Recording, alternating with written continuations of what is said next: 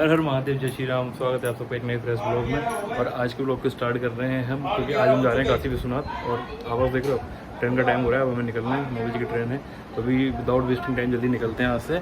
और आज हमारा जो काशी विश्वनाथ का बनारस वाराणसी का जो सफ़र है वो स्टार्ट करते हैं। और स्टार्ट करते हैं इस ब्लॉग को। हम बनारस जा रहे हैं और बनारस जाते जाते हमें बनारस वाली फील आने स्टार्ट हो गई। देखो FM पे भी गाना चल रहा है बनारसिया। तो हम पहुंच जाते हैं स्टेशन पहुंच के सबसे पहले हमने नज़र मारी बोर्ड के ऊपर। फिर हमने किया स्टेशन के अंदर एंटर। और स्टेशन के अंदर एंटर करते ही हमें याद आता है कि अरे पूजा कहाँ है। तो सबसे पहले हमने नज़र मारी हमारे कैमरे की तरफ, फिर हमने देखा पीछे और हमें पूजा दिख जाती है। फिर हमने पूजा को लिया अपने साथ में और निकल पड़े प्लेटफॉर्म की तरफ। प्लेटफॉर्म पर ट्रेन पहले से ही खड़ी थी और अब हमें ढूंढना था हमारा कोच, जो कि है B4। और हमें हमारा कोच बहुत जल्दी मिल जाता है, जो कि ये सामने है और ये है कोच B4। अब हमें ढूंढना था इस कोच का गेट, जो कि बस थोड़ा ही आगे। और ये है प्रणवी का पहला ट्रेन का सफ़र, तो इसका ब्लॉग बनाना हो जाता है बहुत ज़्यादा ज़रूरी। तो अभी हम गेट के पास जाते हैं और प्रणवी को करवाते हैं ट्रेन के अंदर एंटर और उसका करते हैं ब्लॉग शूट। और यहाँ पर हमने प्रणवी को फर्स्ट टाइम ट्रेन के अंदर किया एंटर। और फिर मैंने लेने लगा लगेज, जो कि है ये। और फिर मैंने उठाया बैग, बट मैं जैसे ही उठा रहा था पूजा ने बड़ी चालाकी से एक बैग उठाया और ट्रेन के अंदर ले ली एंट्री। अब बारी थी मेरी एंट्री करने की। मैंने रखा सबसे पहले बैग, फिर मैंने रखा राइट लेग आगे और फिर मैं ट्रेन के अंदर कर गया एंटर। अब हमें ढूंढनी थी हमारी सीट, जो कि है 50-51। हालांकि ट्रेन ग्वालियर से ही बन के चलती है, तो ज़्यादा पैसेंजर्स नहीं थे, तो हमें ज़्यादा परेशानी नहीं हुई हमारी सीट ढूंढने के लिए। बस हम थोड़ा आगे बढ़ते गए, थोड़ा सा और आगे बढ़ते गए और हमें मिल जाती है हमारी सीट, जो कि है 50-51। फिर हमने यहाँ पर रखा हमारा लगेज, जो भी हम लेके आए थे साथ में। और फिर हमने रखी अपनी तस्वीर इस सीट पर। और फिर प्रणवी को मिल जाते हैं कुछ नए फ्रेंड्स, जिनके साथ में प्रणवी ने की ढेर सारी मस्ती। इसका ज़्यादा ब्लॉग नहीं बनाया, क्योंकि मैं नहीं चाहता था कि सामने वाली फैमिली थोड़ा अनकंफर्टेबल हो जाए और प्रणवी की फ्रेंडशिप यहाँ टूट जाए। तो सुबह सबसे पहले उठते हमने खाए चिप्स, जो कि हम अपने साथ में लेके आए थे ग्वालियर से। और उसके बाद फिर हम करने लग जाते हैं बाहर के नज़ारों को इंजॉय। और फिर हमने किए बहुत सारे नज़ारों को अपने मोबाइल में कैप्चर। और फिर हम करने लग जाते हैं मस्ती। और फिर प्रणव देने लग जाती है मस्ती भरे शॉट, जिनको मैं करता हूँ अपने ब्लॉग में कैप्चर। और ऐसा करते करते हम पहुँच जाते हैं बनारस स्टेशन पहुँचते ही हमने उठाया अपना सारा सामान और हम करने लग जाते हैं एग्ज़िट। जैसे ही हम एग्ज़िट कर रहे होते हैं, हम देखते हैं बहुत सारे लोग सो के उठ रहे हैं और अपना सामान पैक कर रहे हैं। बट हमारे अंदर एक्साइटमेंट इतनी ज़्यादा थी कि हमने अपना सामान बहुत पहले ही पैक कर लिया था और हम वेट कर रहे थे बनारस पहुँचने का। और फिर हम पहुँच जाते हैं गेट के सामने। गेट को जैसे ही हम ओपन करते हैं तो हमें देखने को मिलता है सामने बनारस का बोर्ड, जिसको देख के मेरी एक्साइटमेंट बढ़ जाती है। और एक्साइटमेंट में मैं करता हूँ अपने लगेज को बाहर उतारने का पहला अटैम्प्ट, जो कि हो जाता है फेल। फिर मैं करता हूँ सेकंड अटैम्प्ट, जिसमें मैं होपफुली हो जाता हूँ सक्सेसफुल। और फिर मैं रखता हूँ अपना राइट लेग नीचे। और इसी के साथ हम पहुँच जाते हैं बाबा विश्वनाथ की नगरी काशी में, जो कि है बनारस। और फिर हमारे अंदर एक्साइटमेंट इतनी ज़्यादा बढ़ जाती है कि हम तुरंत ही ले लेते हैं स्टेशन से बाहर एग्ज़िट। और स्टेशन से बाहर एग्ज़िट लेते ही हमें मिल जाती है एक चमचमाती टमटम, जो कि हमें पहुंचाएगी हमारे होटल रूम तक। पीछे से काली कलर की गाड़ी आते देख मैं डर जाता हूं कहीं हमारी टमटम को टक्कर ना मार दे। बट ऐसा होता नहीं है, हम सेफुली पहुंच जाते हैं काशी विश्वविद्यालय के सामने। और यहाँ पर लगा हुआ था थोड़ा सा जाम, तो मैंने सोचा कि क्यों ना यहाँ पर रुक के थोड़ा सा ब्लॉग बना लिया जाए और मौके का फ़ायदा उठाया जाए। फिर हम पहुँच जाते हैं चाय वाले भैया के पास में, जो कि हमें पिलाने वाले हैं काशी की पहली चाय। और इनका तरीका बहुत ही ज़्यादा बढ़िया लगा मेरे को, तो मैंने सोचा कि क्यों ना यहाँ पर थोड़ा सा ब्लॉग किया जाए। इनकी चलनी भी मुझे बहुत बढ़िया लगी। इसी के साथ हम पहुँच जाते हैं अपने होटल रूम।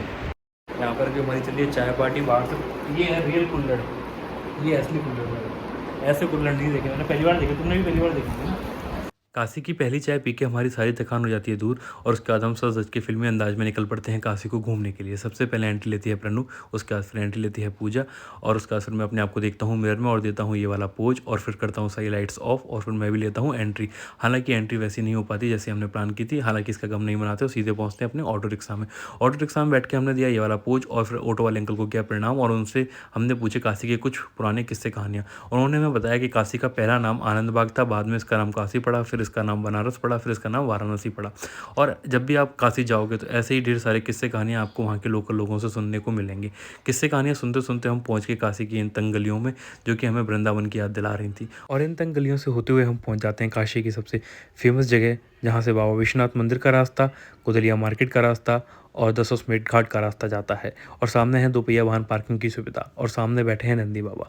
नंदी बाबा को प्रणाम करने के बाद हम निकल पड़ते हैं जूस वाले भैया की दुकान पर, जहाँ से पिया हमने जूस और फिर नारियल पानी। और उसके बाद पहुँच जाते हैं हम इस रेस्टोरेंट में पेट पूजा करने के लिए। यहाँ से खाना खाने के बाद हम पहुँच जाते हैं गोदलिया मार्केट। गोदलिया मार्केट में की हमने थोड़ी सी शॉपिंग और फिर हमने किया गोदलिया मार्केट को एक्सप्लोर।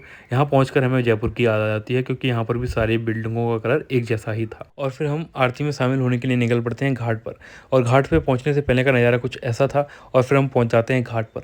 घाट पर पहले से ही बहुत सारे लोगों की भीड़ मौजूद थी और फिर हमने लिया एक शॉट जो कि हम आपको भी दिखा रहे हैं और फिर हम जल्दी से भागे आगे की तरफ ताकि हम आरती का आनंद पास से ले सकें। हमने देखा कि यहाँ पर बहुत सारे लोग पहले से ही मौजूद थे और जो कि बहुत टाइम पहले से आके बैठे हुए थे और हमें पता पड़ा कि यहाँ पर भी बहुत सारे लोग आना बाकी हैं, तो हमने जल्दी से एक जगह ढूंढी और यहाँ पर हम बैठ गए। हमने यहाँ पर बहुत सारे लोगों से दोस्ती की, जैसे कि ये बगल वाले अंकल, जैसे कि ये बगल वाले अंकल जो कि अपने फ़ोन में बिजी थे, जैसे कि मैं अपने फ़ोन में भी था। और फिर हम वेट करने लगे आरती स्टार्ट होने का। भीड़ ज़्यादा होने की वजह से प्रणु और पूजा को अलग बैठना पड़ा और मुझे अलग बैठना पड़ा। और फिर जैसे ही आरती स्टार्ट हुई तो हम भी सबकी तरह हो गए भक्ति में लीन।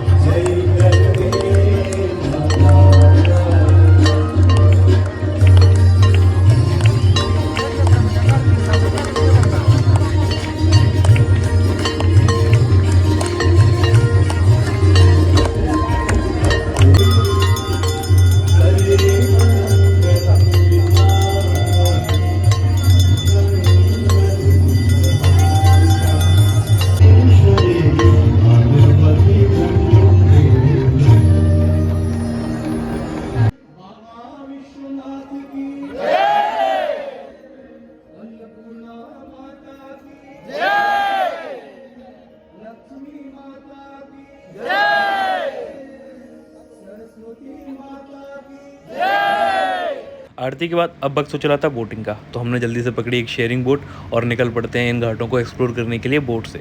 बोट पर बैठकर जब हम इन घाटों की तरफ देख रहे थे तो इन घाटों पर लगी श्रद्धालुओं की भीड़ और इन घाटों पर लगी रोशनी, लाइट्स हमारे मन को एक अलग ही प्रकार की शांति का अनुभव करवा रही थी। वैसे तो सारे घाट अपने आप में काफ़ी ज़्यादा खूबसूरत थे, पर इन घाटों की सुंदरता रात में और ज़्यादा बढ़ जाती है, जो कि आपको जब इन घाटों में आप आओगे तब आपको देखने को मिलेगी।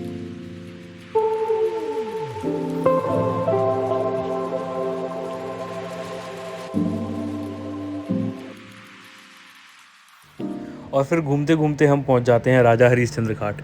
इस घाट के बारे में कहा जाता है कि यहाँ पर सिर्फ काशी के लोगों के मृत शरीरों को ही पंचतत्व में विलीन किया जाता है। और फिर हम पहुंच जाते हैं गंगा के और घाटों को एक्सप्लोर करने के लिए।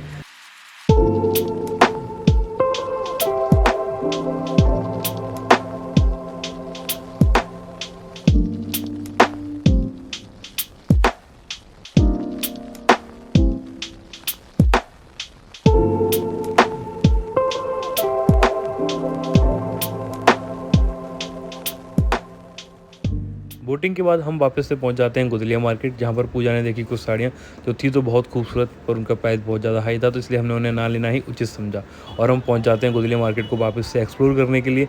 यहाँ पर प्रणु ने, पूजा ने ली छोटी मोटी चीज़ें और फिर हम निकल जाते हैं ठंडाई वाले भैया की दुकान पर। ठंडाई वाले भैया की दुकान पर पहुँच हम ठंडाई पीने लग जाते हैं, लेकिन मैं आपको बता दूँ, अगर आप ये ठंडाई पी रहे हो तो बी केयरफुल, आपके साथ कुछ भी हो सकता है। ठंडाई पीने के बाद हम लोग निकल पड़ते हैं काशी का सबसे फेमस बाटी चोखा खाने के लिए इन रिक्शे वाले भैया के साथ में।